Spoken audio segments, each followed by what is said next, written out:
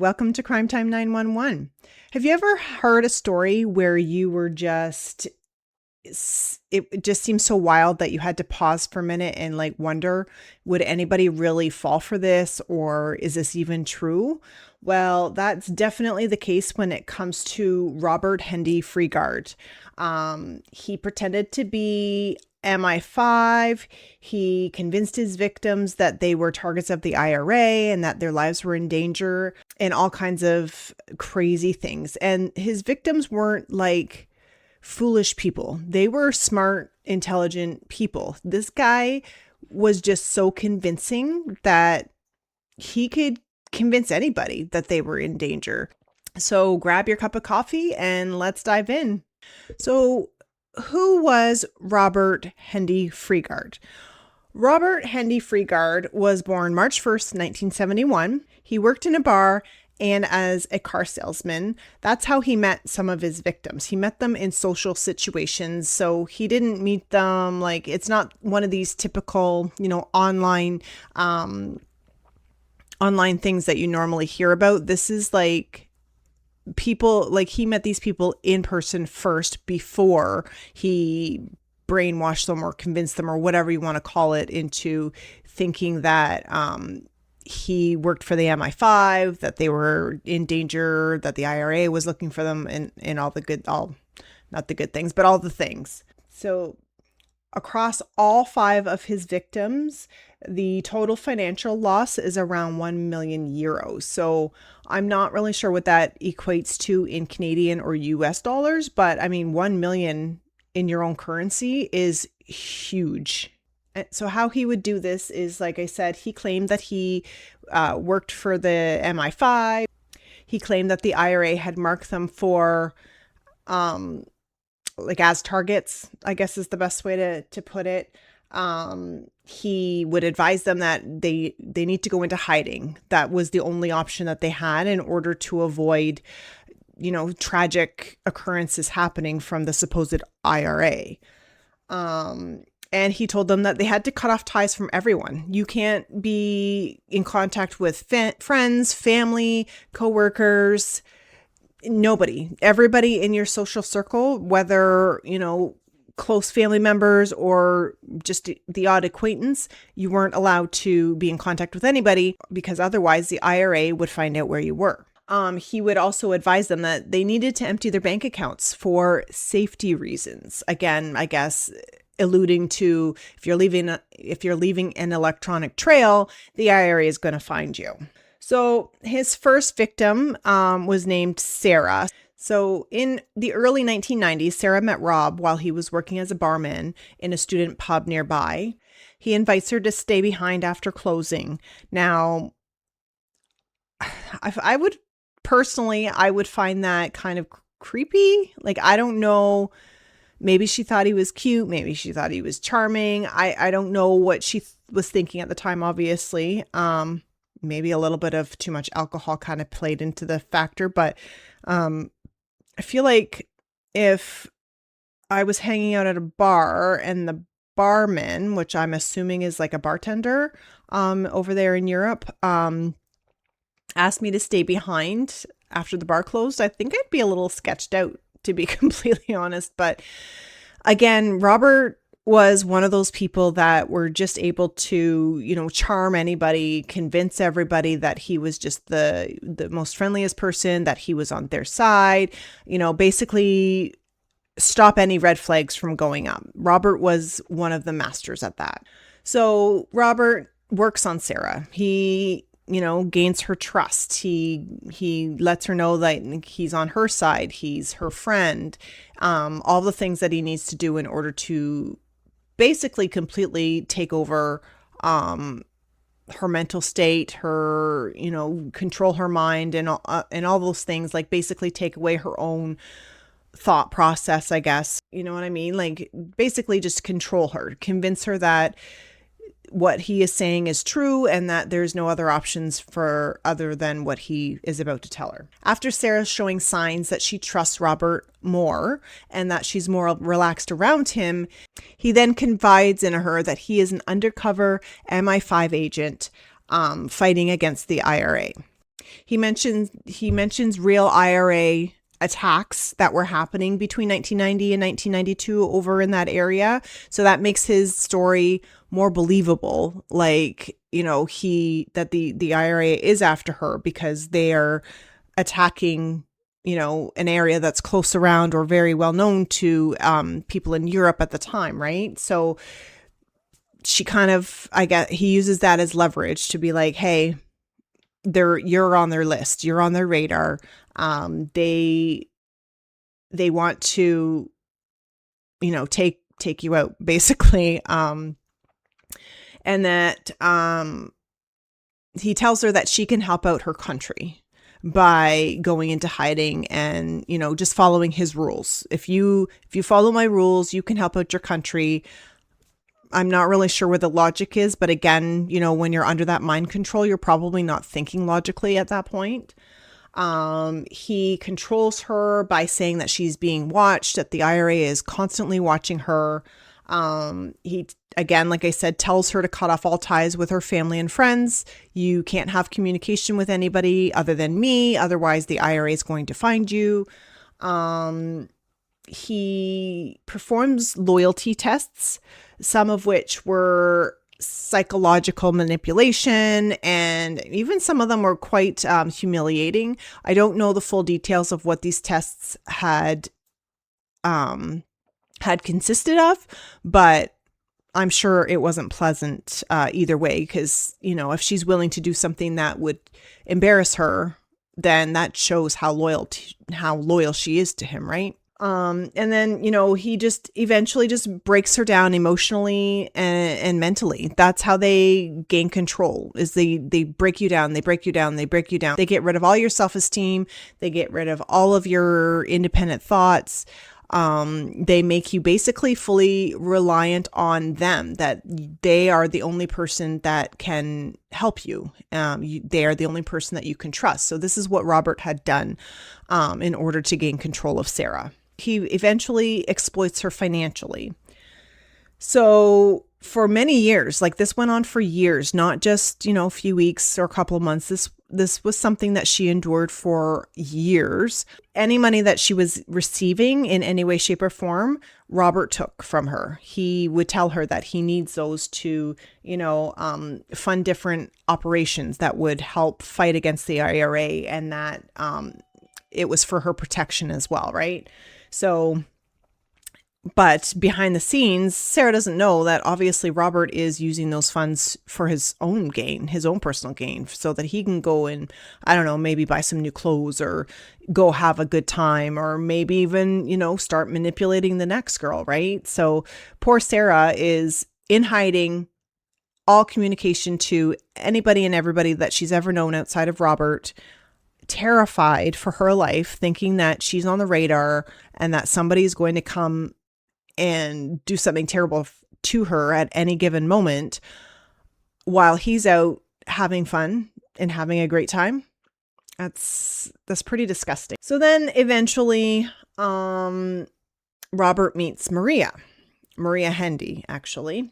How Robert met Maria was through a roommate named John Atkinson, who was also already under Robert's control at the time. John tells Maria that he has terminal cancer and that he needs to go away for treatment. So Maria, trusting John because she's already roommates with this guy for however long, she trusts him, she's known him as a friend for a while, goes along with him, just to be that supportive friend. Who wouldn't, like, if you had a close friend or family that, just told you that they had terminal cancer and that they had to go away for treatment, you're more than likely going to want to go with them if you're able to, right? You want to be there for moral support and, just be there for them in what you believe is the most, troubling time and toughest time that they're going to ever have to go through. So eventually, somehow the story changes from John having terminal cancer and needs to go away for treatment to the IRA is after you and you're in danger.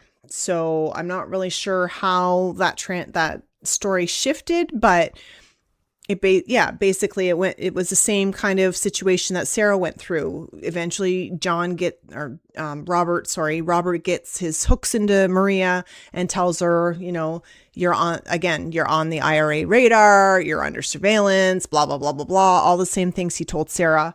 Convinces her that she needs to go into hiding, again, cut off all communication with everybody she basically knows in her entire life. She's under strict rules, has to hand over any finances that she does receive from wherever over to Robert in order to, again, fund the prosecution and whatever else to take down the IRA. And he used fear-based control with Maria, used different things of, if you go outside, the IRA is going to find you and they're going to get you, or you can't call anybody because the IRA will track that and find you and, again, get you and all this stuff, right? So, and again, similarly to Sarah, Maria goes through this for years as well. I don't know how Robert convinces women to stay in hiding for years upon years upon years. Even kidnapping victims who, have the Stockholm syndrome. Eventually, they are going to figure out, wait a minute, something isn't right here. Or, oh, here's my opportunity to escape when, my captor is gone. Robert becomes the center of Maria's world. He tells her that you're being watched, that I'm MI5 and you must obey me. You must obey what I say in order for you to stay safe. I'm the only one that can keep you safe. I'm the only one that can protect you. All the things to make his fake story believable in her eyes. However, in Maria's case, she actually did eventually come to her senses, I guess, in a way. She did manage to escape eventually. I'm not sure. There must have obviously been a trigger or something that sort of clicked and said, wait a minute, something doesn't seem right here. So she was able to eventually escape after years and years and years of this abuse, mentally, manipulation, all the things that Robert was doing to her. But the emotional and financial damage is so severe that, it's still traumatizing to her. So even though she wasn't necessarily physically abused, her mental state alone would have been pretty bad, I would assume. And, obviously the financial devastation, I'm sure he dug her into a major debt. And now she's got to, she's escaped and now she's got to figure out how to deal with all that. So eventually, Robert meets Kim Adams. Kim meets Adam while he's working as a Volkswagen salesman, which was one of his favorite covers, one of his favorite, ruses to reel in his victims. So Robert has the ability to charm his customers. He's a typical salesman. He charms you in order to get the sale. However, in this case, he charms some people to build that rapport. And then eventually, after he's gained that trust again, tells them that he works for the MI5, undercover, blah, blah, blah. Your target IRA is going to get you, all those things again. Kim was actually an American psychologist. So you would think that being a psychologist that she would see through that mind manipulation. But honestly, Robert was just so good and so convincing that Kim didn't realize that he was lying. She thought he was just an exciting, this guy who leads this really exciting, secretive life. And I guess that is what intrigued her and kind of allowed him to hook her and, get a hold of her. He tells her that she is being considered as an MI5 recruitment. So that obviously must make her very excited as well. She's already intrigued that Robert is supposedly working on, in the secretive life with the MI5. Now she might have the opportunity to do the same. How exciting would that be? You know what I mean? So I'm sure that's how he got her. He knew that he couldn't do his typical tactics on her like he did with the other two. He knew he had to find a different angle, an angle that would work for her because she was in psychology, and he succeeded. So eventually, Kim tells her parents the same lies that Robert tells her, which shows the depths of the influence that Robert had over her. As with his other victims, Kim is isolated. She becomes withdrawn. She's emotionally distressed. She's cut off from everybody she knows. Kim and Robert were hiding in a hotel in the Alps. So it wasn't really, obviously, it wasn't for romantic purposes. It was more about the controlled isolation. So, bringing her to the Alps kind of isolated her away from, what she knew already. And then he eventually claims that they're going to move to a Scottish lighthouse for undercover work. Now, I don't know what lighthouses are like inside. I've never been in one, but I can't imagine it would be very comfortable to live in. If you know more about lighthouses than I do, maybe there is like a little apartment, or I don't even know. But if you know more about it, you definitely drop it in the comments, because I'm genuinely curious. But how is somebody going to live in a lighthouse? That's basically my question. How is somebody going to live in a lighthouse? So in Kim's situation, how Robert was getting money from Kim is that he would have Kim contact her parents and ask for thousands of dollars at a time to fund operations and security. So this is kind of where the things start to fall apart when it comes to Robert and Kim. So obviously, naturally, after however many times that her parents might have given her the funding, eventually the parents start to wonder, like, is this like legit? Like, if they're really part of the MI5, why are they asking us for money? Shouldn't the MI5 have lots of money to fund different operations and all that stuff? Like, it wouldn't have made sense, right? So her parents start to investigate. Then the authorities get involved, and they connect Kim's disappearance to other victims that Robert had control over in the past. So eventually the police set up a sting operation.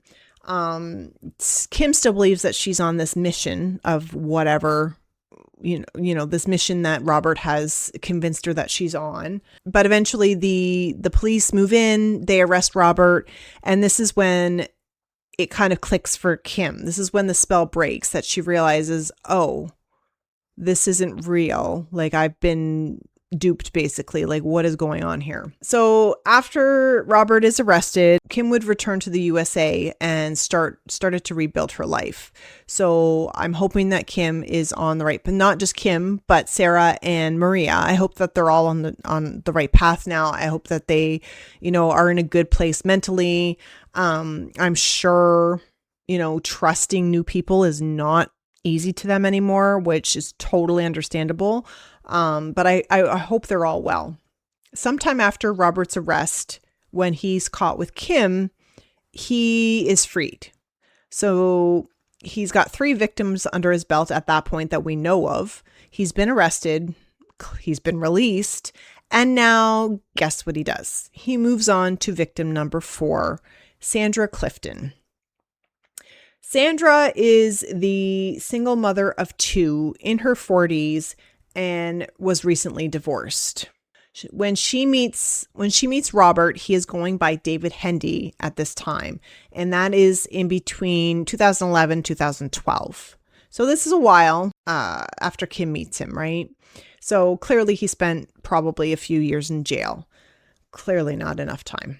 And like the other 3 victims, Sandra, starts to become withdrawn. She's becoming secretive. She's unreachable to her friends and family. She's definitely not like the Sandra that everybody knew and loved. Eventually, Sandra cuts off ties with her own children. Like, I have 4 kids of my own, and I feel like, I don't know, it would be pretty difficult to get me to cut all ties off from my children. You would probably have to do a lot of convincing and what God knows whatever else. But I guess that's what David did to Sandra. He said whatever he needed to say. She cut off ties from her, family, friends, her children. And she basically just disappears from her old life. her poor children searched for her for 7 years. Could you imagine what those poor children were going through? Like, your mother just up and leaves, no explanation, no nothing, just poof, gone, basically. And these poor children are looking for her for 7 years. That's a long time. And those poor children must have, I can't even imagine what they must have been feeling. It would have been devastating for sure. So Robert does the same thing he does with all his victims. He isolated her. He took away her dependence. He instilled fear. He, did everything and anything he could to keep her under his control. Eventually, journalists ended up locating Sandra in rural France in 2022. So they met in 2011, 2012, and journalists find her in 2022. So at the time that the journalists find her, she's living with Robert in rural France, running a dog breeding operation. Now, this dog breeding operation is suspected to not be legitimate. And eventually, in August of 2022, the French police inspect the property.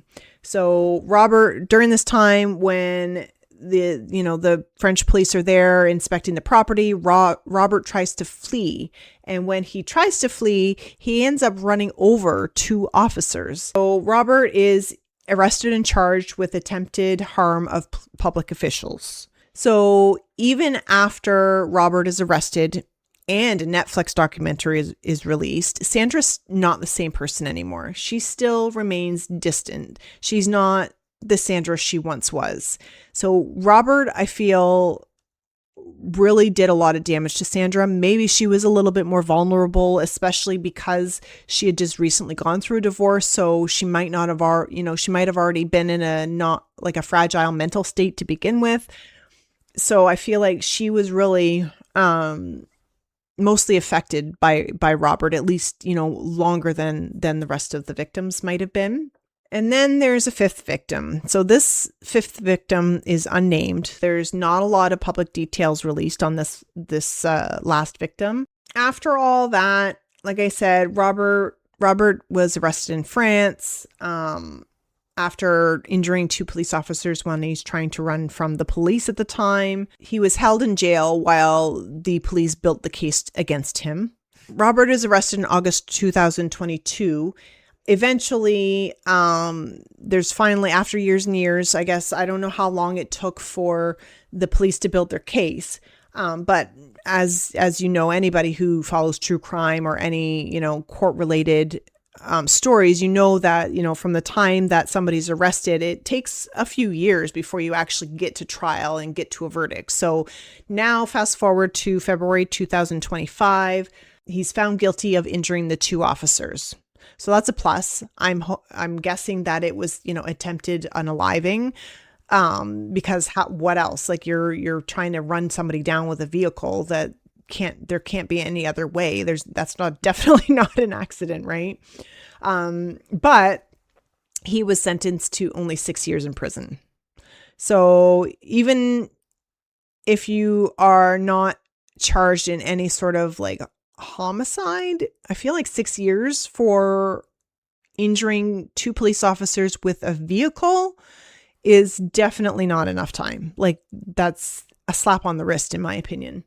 However, in Europe or in France, obviously I don't know their laws. I don't know how they work over there. So obviously they must have different rules than what we have in Canada or even the US. So not only was Robert sentenced to 6 years in prison, he was also ordered to compensate the officers. So now he owes the officers compensation for injuring them. The prosecutors say that he acted deliberately, which obviously I wasn't even there, and I totally agree. After everything he's trying to do, after all the people he's frauded, of course, he's going to do anything and everything he can to try to get away and not get arrested again, right? So clearly he was acting deliberately. He was desperate to get out of there at that time. So he was going to plow through anyone and everyone who was going to step in his way. As of right now, Robert is serving his sentence in France and may actually get more charges laid against him for the illegal dog breeding operation. As for Sandra, it was still sort of like a complicated situation. She, despite witnessing everything that she had witnessed that day,